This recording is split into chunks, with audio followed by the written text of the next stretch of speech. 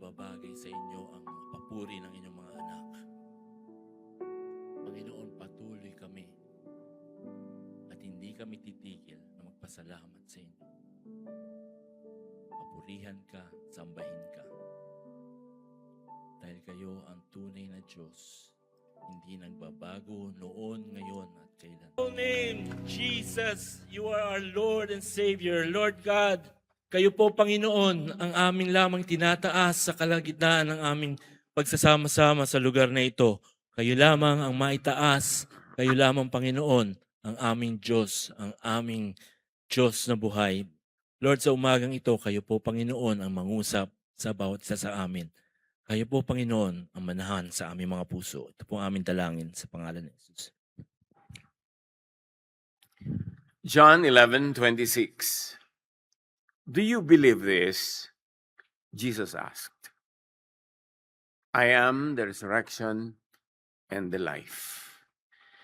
Maunawa namin, Panginoon, ang inyong mensahe.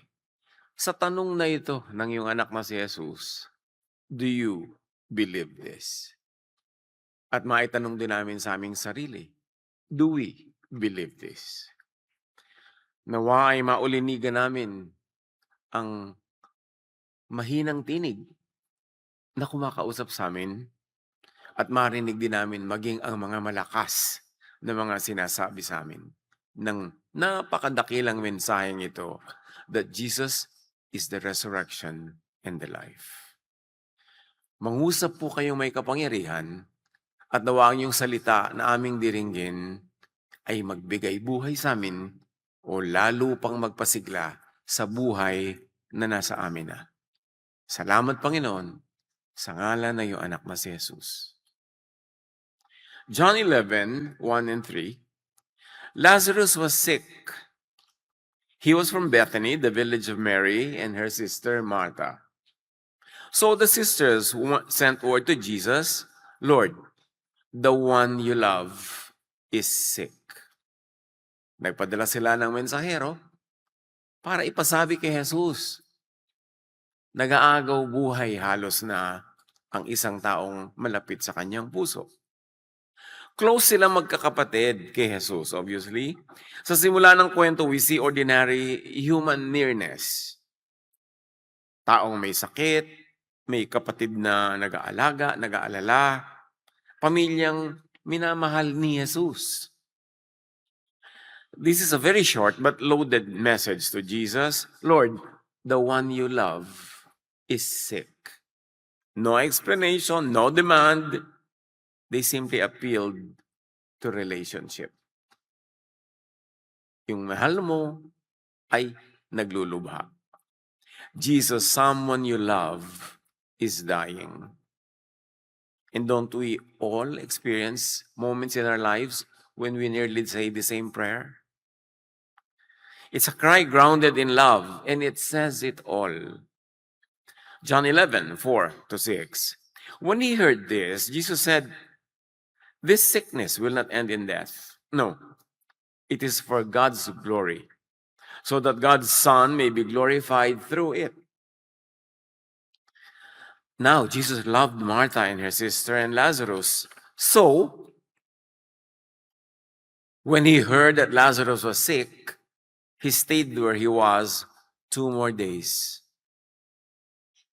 Kaya nang marinig ni Jesus na may sakit si Lazarus, nanatili pa siya roon ng 2 araw. Mahal sila, oo. So Jesus delayed? Tanong ito ng halos lahat ng nag-iisip pag nababasa ito. Ipinakadiin-diin na mahal si Lazarus, mahal yung mga kapatid. Kaya, nagpatagal pa ng 2 araw. O ilang araw pa. Because sa atin, love usually means now. Mahal pala, di ngayon na, now na. Dito, love means delay. And here is tension. Jesus delayed. And let me tell you a spoiler, which you probably all know anyway, Lazarus died. Nagpatagal pa si Jesus at namatay naman yung pasyente. Here we see a Jesus who does not enter this story as one who prevents death.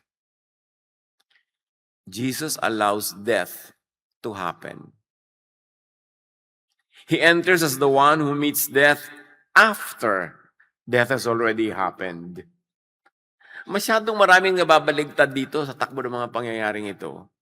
Kumisan lang, sa dalas na nating narinig, at sa dami na ng paulit-ulit na interpretation nating narinig, ay hindi na tayo sensitive sa mga kabalintunaan, sa mga ironies that are in this very narrative. Here we see that Jesus will not define life as merely escaping death, as we usually define life to be. Jesus will not define life in the presence of death, or he will define life in the presence of death, after death, at the door of the tomb, after human hope has already run out. Doon niya ipapakita ang life. Sa kamatayan, matapos mamatay, sa pintuan ng libingan, kung kailan naubos na lahat ang pag-asa dahil patay na. Now, before Jesus says, I am the resurrection and the life, the story first gives us this sequence. Sickness, love, delay, death. This helps define resurrection and life. Death is the detour and the way to life. Parang baligtad talaga. Yung kamatayan, ang pintuan, patungo sa buhay na walang hanggan. Finally, pumunta na si Jesus sa Bethany kasama ang disciples. But by then, patay na si Lazarus.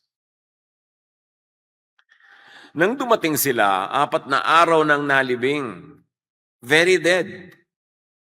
Decomposing na. Dahil nagpatagal pa siya ng 2 araw, pagkatapos ay naglakad pa sila, kaya inabot na ng 4 na araw total. Pagdating nila, nakalibing na. In fact, 4 days nang namatay. And here's another aid in understanding resurrection and life. Meanwhile, sinalubong ni Martha si Jesus. Remember, siya nagpatawag. John 11:21-22. Lord, if you had been here, my brother would not have died. And we hear this phrase many ways, many times. Kung nangyari lang ito, kung lang sana ito ay naganap, hindi mamamatay ang namatay. Kung nagkaganito lamang, gano'n sabi niya, kung dumating ka lang, hindi sana namatay ang kapatid ko. This is grief, talking to Jesus. May pain, mayroong disappointment, mayroong, bakit ngayon ka lang? Mayroong sayang. But importantly, hindi dinaan sa tampo. Hindi lumayo si Martha kay Jesus. Martha brought the pain to Jesus. Hindi niya itinanggi na merong pain.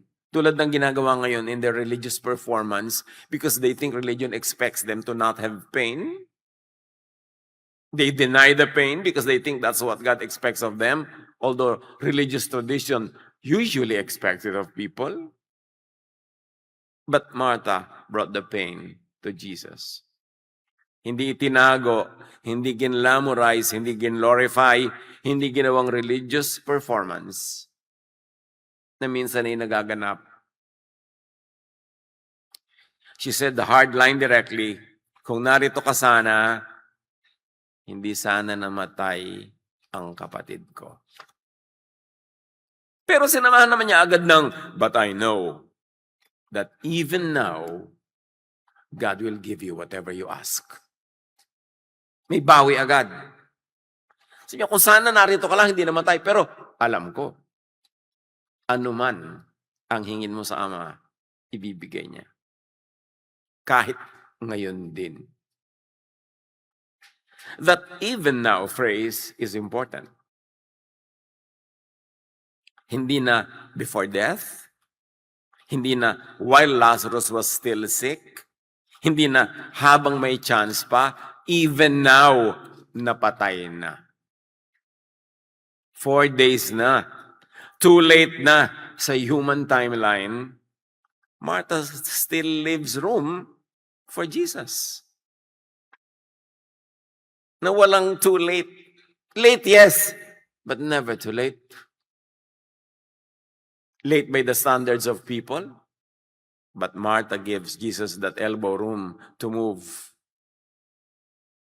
Tinawag ni Martha si Mary na naiwan sa bahay muna, pero sinalubong kasi ni Martha si Jesus sa daan. At dumating si Mary, lumapit, lumuhod sa paanan ni Jesus. At gayon din ang sinabi, kung dumating ka lang agad. John 11:23-25, Jesus said to her, your brother will rise again. Martha answered, I know he will rise again in the resurrection at the last day. Jesus said to her, I am the resurrection and the life. The one who believes in me will live even though they die. Tama ang sagot ni Martha. I know he will rise again in the resurrection at the last day. May doctrine si Martha. At yun ang doctrine na pinanghahawakan nilang mga mananampalataya noong oras na yun, noong panahon na yun. Naniniwala sila sa resurrection someday. Pero inilapit ni Jesus yung resurrection. I am the resurrection, not I will be. Hindi someday, ngayon, kahapon, bukas, because I am. At ito ang pangpito sa pag-aaral natin ng 7 I ams ni Jesus. Sana nakumpleto nyo. 7 yan eh. Ito yung crowning glory of the I ams. From future event to present person, that is the resurrection according to Jesus. According to the Jewish belief, resurrection at the last day, far away. But Jesus says, no, I am the resurrection and the life. Dito lumalim ang meaning. According to Jesus, resurrection is not merely a doctrine, a date, or an end time event. Resurrection is not only something God will do later. Kaya panahon para mag-calibrate tayo ng paniniwala at pagkakaunawa natin, ano ba yung resurrection? Dahil si Martha, meron siyang belief. Sabi ni Jesus, not future, I am the resurrection. Resurrection is standing now before Martha, Jesus Himself. Si Jesus ang resurrection, hindi date, hindi calendar time, hindi future event, hindi religious ritual. Si Jesus mismo ang muling pagkabuhay at ang buhay na walang hanggan. So, paano mo ilalagay yung buong ideya na yun sa isang tao na si Jesus? Yun ang sinabi ni Jesus. Kaharap mo ngayon ang resurrection. So, ang tanong ay mas malalim. Hindi lang naniniwala ka ba na may resurrection someday? Kundi, do you believe that Jesus Himself is the resurrection and the life now? Yan ang malaking lundag mula sa isang luma at matandang pagkakaintindi sa pagpaintindi ni Jesus right then and there. Na, eto, ngayon. Jesus moves resurrection from event to person, to Himself. From future to present. Ongoing present, perfect tense. Jesus moves resurrection from the last day to now. How will that affect your view of death? how will that affect your feelings for the dear departed? How will that affect your many concerns and worries about death that will yet happen? So ano ang effect nito kay Martha at Mary? Sa lahat ng namatayan at naulila, tulad natin, na siguradong meron naman tayo ng minamahal na nauna na sa atin. Hope is not only far away, it is not one day. Hope has a face, a voice. Hope comes near, abot kamay. Hope, life, and resurrection is Jesus now. How would you take that? How would you have to rearrange your mental structures, your beliefs, behavior, your fears, and emotions, centering Jesus as eternal life? Now, yung sinabi ni Jesus na now, plus or minus 2,000 years ago na yung sinabi. Hindi ang tagal ng effective dapat yon. Effective ba sa atin? O nakakulong yung isip natin sa isang makalumang pananalig na tulad ni Martha. Sabi niya, alam ko, mabubuhay siyang muli. Doon sa malayo pang end time. Sabi ni Jesus, anong end time pinagsasasabi mo? Ako ang buhay na walang hanggan. Martha's belief was real, but it was still incomplete. It needed to be Jesus-filtered, updated to Jesus' full revelation, tulad ng sinabi ni Jesus sa harapang yon. So kung tinanggap yun ni Martha, which we believe she did, at hopefully, nang marami pang ibang nakarinig, na-update ang kanilang pagkaunawa sa eternal life. Na i-attach nila kay Jesus sa ever-present time frame ang eternal life. Napakalaking kamandag ng kamatayan ang matatanggal pag naunawa ito. Now, many Jews believed that at the end of the age, God would raise the dead and set everything right. Although many Jews also did not believe in this. Kung akala natin yung mga Jews ay isang pananalig, one solid faith and statement of faith, no. Sila man ay napakaraming nagtutunggali ang mga doktrina within their temple system. So maraming naniniwala na mabubuhay ang mga hinirang sa end time na tinatawag. Pero sinabi ni Jesus, ako ang pagkabuhay na muli. At kaharap mo ako ngayon. Naniniwala ka ba dito? Hindi lang naniniwala ka ba na may buhay na walang hanggan? Kundi naniniwala ka ba na ako ang buhay na walang hanggan ngayon na? Martha was not wrong. Merong resurrection. But her hope, like the hope of many, was still far away. That belief can comfort a bit, but it can also leave the grieving heart suspended. Yes, nakakabigay naman ng ginhawa sa puso na pag may namatay sa iyong kang mahal sa buhay, ay alam mong, ay balang araw, kakaroon din siya ng buhay na walang hanggan. May konting comfort, pero dapat aminin na napakalaki pa ng natitirang darkness in some corner of the heart. Kasi, kailan pa yun? Kailan pa mangyayari? Nasaan siya ngayon? Anong nangyayari sa kanya ngayon? Yung ganun mga agam-agam, lalo sa isang minamahal. So obsolete na by then, yung sa oras na yon, ang understanding niya. Ang atin, kumusta ang understanding natin sa buhay na walang hanggan? So Jesus moves resurrection from a distant schedule to his own present person. From life will return someday to life is already present in me. I came that you may have life and have it abundantly. And if we're going to add, have it now, not in some future promise, now. Jesus is recentering the old belief. He is taking a true but incomplete hope, and completing it in himself. Martha says, I know resurrection will happen at the last day. Ang tagal pa.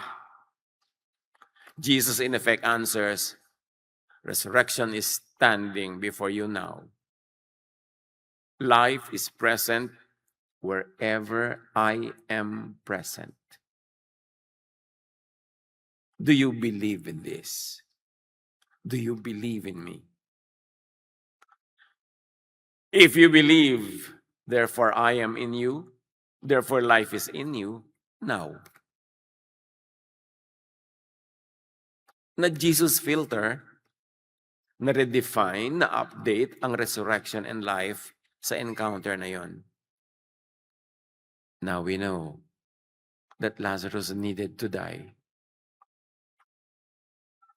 for all of this to be understood properly in sequence. Kasi kung dumating si Jesus sa maaga, hindi namatay, o di wala nang usapan, wala tayong nalaman. May dahilan ng lahat. Even what we call delay on God's part, may dahilan yun. Kaya ang tanong ni Jesus, do you believe? Manalig ka lang. O sige, sumama ang loob mo, magkaroon ka ng iyak-iyak dyan, malungkot ka, up to a point, manumbat ka pa. Sige, sabi mo, kung dumating ka lang ng maaga, hindi nangyari ito. Pero, do you believe? Yan ang huwag mong tatanggalin. Do not deny your fear. Do not deny your sometimes anger. Do not deny your sadness, your loneliness. But keep the faith. Because it will keep you connected to life. Malaking bawas ito sa takot, sa kamatayan, as death could feel like a long dark gap. But if resurrection and life are Jesus himself now, then the one who belongs to Jesus does not fall into an empty unknown, does not fall into that so-called sleep of death. And Paul later would say this very, very eloquently, absent from the body, present with the Lord. 2 Corinthians 5:8. That's what happens when believers in Jesus die. They are absent from the body, but instantaneously present with the Lord. Death is not a lonely transfer into a dark boarding gate until an unknown time of boarding call. At death, the person goes into the presence of the Lord. Note the victory language of Ephesians 4:8-10. When he, meaning Jesus, went up to the highest place, he led away many prisoners. Other versions say he led a crowd of captives and gave gifts to people. It means that Christ had been deep in the earth. Other versions say Christ also descended to our lowly world, to the lower parts of the earth. Jesus went down into the realm of death and rose victorious. And you see, even Jesus himself died. He went through the full circle alongside humanity. Hindi niya sinasabing, hayaan mo mamatay kayo. Meron din kayong buhay na walang hanggan. Siya man dumanas ng kamatayan dahil yun ang ruta patungo sa eternal life. At siya ang tunay na naghawi ng daan para yun magbukas. Jesus did not merely avoid death. He entered it, passed through it, conquered it, and brought life out of it. Note why Lazarus was allowed to die and why we all should allow death to happen. We delay it hanggang pwede. Pero kung nangyari na, like what I always tell and ask people who are bereaved, mga namatayan, tanggapin nyo na. Kasama yan sa divine plan. Ganyan talaga ang dadaanan natin. At hindi nyo lang tatanggapin, release the departed. bumitaw na kayo in some ways para tuloy-tuluyan ng ma-usher yung Espiritu into eternity. Huwag nyo nang pigil-pigilan ang Diyos na ang kumilos. Payagang mangyari ang dapat mangyayari. Kayo ba ngayon meron pang mahal sa buhay na hindi nyo pa nire-release dahil sumakabilang buhay na? Hindi natin sinasabing kalimutan na, talikuran na, huwag nang isipin, kundi release in the heart. Ibigay na talaga sa Panginoon. Huwag nang pigilan pa. Hindi naman sa masama mapupunta eh. And besides, pumunta na. Absent in the body, present in the Lord. Yes, be sad. Magdrama pamisa-misan. Mamiss. But have faith. And operationalize that faith. Put it to work. Death is no longer an untouched prison. Jesus had entered it. He has passed through it. Jesus has opened the way beyond it. Kaya dapat nating isipin, ano pa ba naman talaga ang isasama ko ng loob? Nakahiram tayo lahat ng buhay, magkakaibang haba lang in terms of minutes and hours, pero may eternal life sa Panginoong Jesus. That is why Paul can later say, "Where, O death, is your victory? Where, O death, is your sting?" Nasaan ang iyong kamandag? Nasaan ang iyong tagumpay kung matapos malagot ang hilinga ay lilipat naman sa kabilang buhay into the presence of the Most High God? Where is your victory? 1 Corinthians 15:55. Siyempre, death still hurts. Hindi naman pwedeng masanitize ng ganitong mga katuruan yung nararamdaman ng human heart. Of course, that still hurts. In fact, Jesus himself wept at the tomb. So we do not pretend death is painless. But death has lost its final terror. Pag nauunawa natin ang dapat maunawa sa turo ni Jesus. Its sting is no longer absolute. Its victory is no longer final. And the one who belongs to Jesus is not abandoned in death, but held by the Lord of life. John 11:25-26, Jesus said to her, "I am the resurrection and the life. The one who believes in me will live even though they die. And whoever lives by believing in me will never die." Do you believe this? A most important teaching to embrace, to accept, to subscribe to live by. The one who believes in me will live even though they die physically.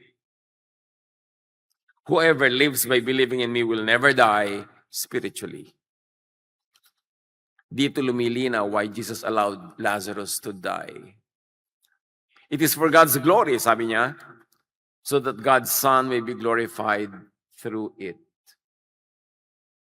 Mahirap maintindihan to habang hilam yung mata mo sa luha. Pero matapos na humupa ang damdamin, paanda rin ang utak, ang puso, maiintindihan. To explain death, to explain what happens at death, and what does not happen, napakahalagang maunawa yung kwentong ito. Like the man born blind, personifying humanity na binigyan ni Jesus ng paningin, now Lazarus dies, at siya'y bubuhayin muli ni Jesus. Lazarus also personifies all believers. Itong mga taong ito na ating namimit sa mga encounters with Jesus, hindi lang sila totoong tao, kundi sila man ay sagisag din ng buong sangkatauhan. There is a part of us in Lazarus. There is a Lazarus in each one of us. Dito lalong lumilinaw ang definition of life according to Jesus. Life is not merely breathing. Life is belonging to Jesus. So humihinga ka matindi, you belong to the same Savior and Lord. And resurrection is not merely a future event after death, as Jesus had clearly stated. Resurrection is the life-giving power of Jesus already meeting people before death, at death, and beyond death. So when Jesus says, do you believe this? He is asking, do you trust me as the life that death cannot defeat? Do you trust me as the life in you now? John 11:33-35. When Jesus saw her weeping, and the Jews who had come along with her also weeping, he was deeply moved in spirit and troubled. Where have you laid him? He asked. Come and see, Lord, they replied. Jesus wept. The shortest verse in Scripture. And it says it all. It's a very long testimony. Jesus wept. Before he calls Lazarus out, Jesus first enters the sorrow of those left behind. And this is the very concept of our pakikiramay. We enter the sorrow of the mga namatayan. Kaya ginagawa natin lahat ng magagawa natin para sila matulungan, maibsan ang kanilang hirap. Ito man ay hirap ng loob, hirap ng bulsa, hirap ng resources. Dahil gusto mong pumasok sa kanilang napasok na lungkot, nakikiramay ka. For the bereaved, Jesus is not only the one who explains resurrection. Jesus does not answer grief by skipping it. He enters grief. Napaka-personal. Hindi siya nagturo mula sa mga ulap. Bumaba siya sa eksena ng paghihirap, ng pagdurusa, ng mga iyakan, at siya may nakitangis sa mga naudila. Jesus enters your sorrows. You are never alone. That's why in this story, Lazarus is also us. Mary, Martha are also us. Kasi nakikiramay sa atin si Jesus sa lahat ng ating pinagdaraanan. Kailangan lang buksan mo yung puso para mo maramdaman. Dahil He enters our sorrows. Jesus does not stand outside human grief. In Jesus, God the Father also enters being human. Sa pagsasakatawang tao ng anak, ang Ama man ay pumapasok sa lahat ng mga kalagayan na pinagdaraanan ng mga tao. Ganon kalapit, ganon kapersonal. Dapat lang buksan ang puso para matanggap. Nabagbag si Jesus sa iyakan ng mga tao. Dinala siya ng madla sa bungad ng malakwebang libingan.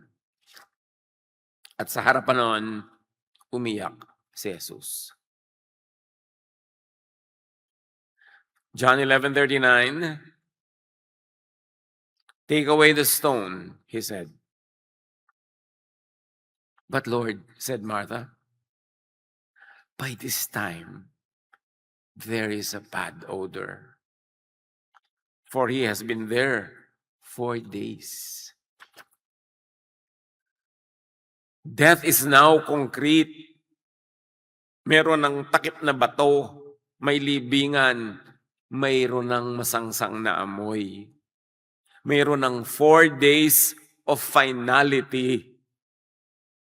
Yun ang sinasabi ni Martha na, may amoy na po. Pero mabigat ang command ni Jesus. Take away the stone. Would you? Kaya ang tanong niya do you believe this? Do you believe in me? Hindi memory ang pinabubuksan ni Jesus. Hindi puso, libingan. Na 4 na araw nang nakasara. Hindi lecture hall ang setting ng lesson na ito, libingan. Hindi nilinaw ni Jesus kung ano ang resurrection and life. Kung saang classroom, nilinaw sa pintuan ng libingan. Resurrection and life are being defined not in safe theory, but before a real tomb. John 11:40, sabi kasi ni Martha, may amoy na po. Jesus then said, did I not tell you that if you believe, you will see the glory of God? Faith here is not denial of the smell. Faith does not pretend the tomb is not a tomb. Faith trusts the word of Jesus enough to face what grief has already sealed.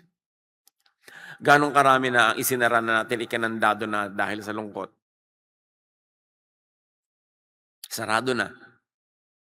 Pero muling pinabubuksan ni Jesus para pasukin ng buhay.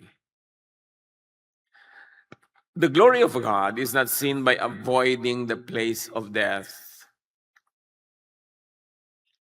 So Martha's faith consents to trust Jesus where things already feel too late. Kailangan ng consent ni Martha Siya yung pinaka-nakakatandang kapatid. Siya yung may authority. She had to give her consent to open the tomb. So obviously, she consented. So obviously, she believed. She let Jesus do his thing. Sometimes faith is consent. So sige po, buksan natin ang hindi ko na kayang buksan. Ang ayaw ko na sanang buksan, buksan natin. John 11:41-42. So they took away the stone. Then Jesus looked up and said, Father, I thank you that you have heard me. I know that you always hear me, but I said this for the benefit of the people standing here, that they may believe that you sent me. Nabuksan na yung libingan bago nagdasal ng ganito si Jesus. The prayer lets the people hear that the life Jesus gives is not isolated power. Jesus gives life kasama ang Ama. John 11:43-44.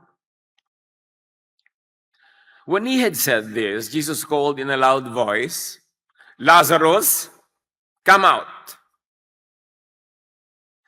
The dead man came out. Binuksan muna ang libingan bago tinawag ni Jesus si Lazarus. Bumangon si Lazarus. Faith first. Life begins as response to the voice of Jesus. So yung patay na Lazarus, nadinig yung tinig ni Jesus at yun ang nagbigay buhay sa kanya. John 10:3. The sheep recognize his voice and come to him. He calls his own sheep by name and leads them out. Exactly. Yan ang formula kay Lazarus. He calls his own sheep by name and leads them out. Sabi, Lazarus, come out. John 11:44. His hands and feet wrapped with strips of linen and a cloth. Lumabas yung patay pero nakabalot pa sa tela. Kasi binabalot nila ang bangkay. Yung mga takip sa mata, parang kamukha ng mga Egyptian mummies. May mga balot. So lumabas, pero nakabalot pa. So there was a cloth around his face. Jesus said to them, Take off the grave clothes and let him go. Binangon na nga ni Jesus mula sa kamatayan, ba't hindi na lang siya rin ang tagtanggal ng tali? Ba't kailangang merong audience participation? The community helps remove what still belongs to death. And you know what the lesson it brings to us? This is what the Jesus community does. Na mga binubuhay ng Diyos mula sa kamatayan, mula sa spiritual kamatayan, mula sa madilim na kahapon, ang susunod na kabanata ng pagbibigay ng kumpletong buhay sa Kanya, gagawin ng church, ng community. Magtutulong-tulong ang bawat isa para tanggalin ang mga tali ng kamatayan. It's a community effort that is release, the Jesus release. So sa atin, at maging sa kanila noon, what can still look like grave clothes? Yung bang mga tali ng former death, nasa Panginoon na pero meron pang ganitong tali-tali. Fear ba? That still wraps the mind? Shame? That still covers the face? Old labels? That still bind a person sa kanyang nakaraan? Old habits? Na pumipigil pa sa kanya para magkaroon ng real full life as promised and as delivered? Old religious burdens? Mga religious beliefs, practices na hindi naman galing kay Jesus na nagpapahirap ng buhay at nagtatali sa iyo sa iyong former life. Lahat yun yung mga tali, sabi ni Jesus sa mga tao, magtulong-tulong kayo, kalagan nyo. Tulong-tulong tayo dapat sa pagkakalag sa isa't isa. Hindi sa pagbabalik ng tali. Hindi sa pagtulak sa kanya muli sa libingan at takpan siya uli doon tulad ng ginagawa ng maraming relihiyoso. Dapat tulong-tulong. The work of the community of Jesus is to help remove what still binds and let the revived man go. Hindi siya ikinulong ni Jesus sa kuweba, ako bumuhay sa iyo, akin ka na, member na kita. Diyan ka na lang, kokontrolin kita, may tali ka pa rin. Pinakalagan nga eh. Kasi kasama nung buhay na ibinibigay, freedom. The work of the Jesus Church magpalaya, hindi baligtad na magtali. John 11:45-46. Therefore, many of the Jews who had come to visit Mary and had seen what Jesus did, believed in him. But some of them went to the Pharisees and told them what Jesus had done. Lahat ng magagandang kwento ay may kontrabida. Bumago na nga yung 4 na araw ng patay. Pero ang news ng mga ito, puntahan sila sa mga Pharisees. Binuhay. Anong gagawin natin dyan? Life can be welcomed or life can make people uneasy. May mga ganong reaksyon talaga. Pag mayroong nagkaroon ng bagong buhay sa Panginoon, mayroong mga na-uneasy. Ayaw nila ng ganung mga pangyayari. Gusto nila to keep you dead, to keep you under control, to keep you na may mga tali, at keep you na nakakulong sa isang kuweba. So John 11:47-48, then the chief priests and the Pharisees called a meeting.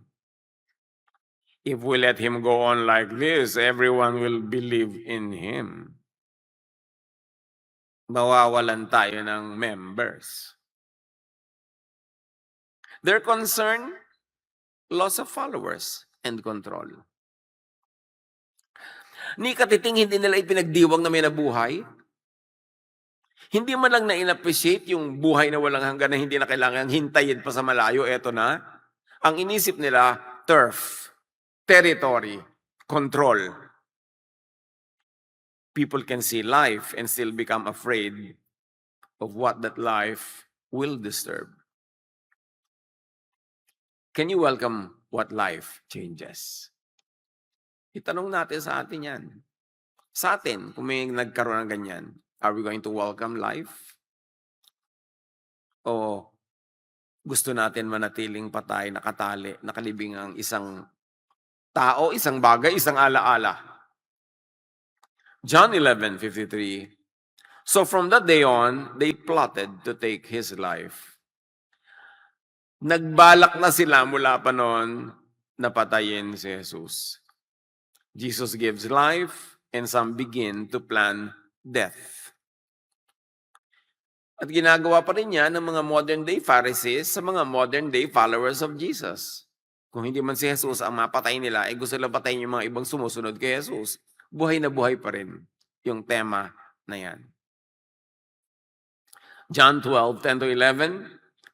Then the leading priests decided to kill Lazarus too. For it was because of him that many of the people were leaving them and believing in Jesus. So hindi na lang si Jesus ang papatayin. Patayin na lang nating muli si Lazarus. Lazarus has become visible evidence of what Jesus gives. Kasi buhay pa lang ng mga ganitong tao, witness na. So kailangan ma-silence yung witness. John 11:25-26. I am the resurrection and the life. Do you believe this? Hindi lang naniniwala ka ba sa resurrection someday, kundi magtitiwala ka ba kay Jesus as life now, even where life feels too late. Walang too late. At hindi lang yung biological life ang pinag-uusapan natin ngayon, mga kapatid. We are now expanding the application to whatever life means to you. Walang too late kay Jesus. Kahit 4 na araw ka nang nakalibing, pwede ka pang ibangon.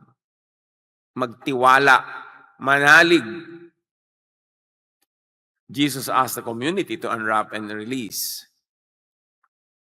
Jesus lets people choose whether they will welcome life or protect what life disturbs. When Jesus asks, do you believe this? He is not asking for a cold answer to a doctrine. They say, yes, Lord, amen. No. He is asking, will we trust Him as the life that reaches even the places we thought were already sealed? Tulad ng isang libingan. Turuan niyo po kami, Ama, na hanapan ng kahulugan sa aming personal na buhay ang mga napakagininto ang aral ng kwentong ito.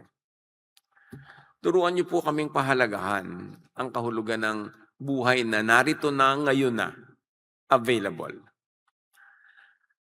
Turuan niyo po rin kami, Lord, ay apply ang mga katuruan ito sa pakikitungo namin sa aming mga kalungkutan, pangungulila at pagluluksa. Maging sa aming mga personal na takot sa mga darating pang kamatayan ng iba o kamatayan namin. Enlighten us what it means. And teach us to ask ourselves, do we believe? Pagbulay-bulayan natin, mga kapatid, sa tahimik na pananalangin, ang kahulugan nito sa ating mga personal na buhay.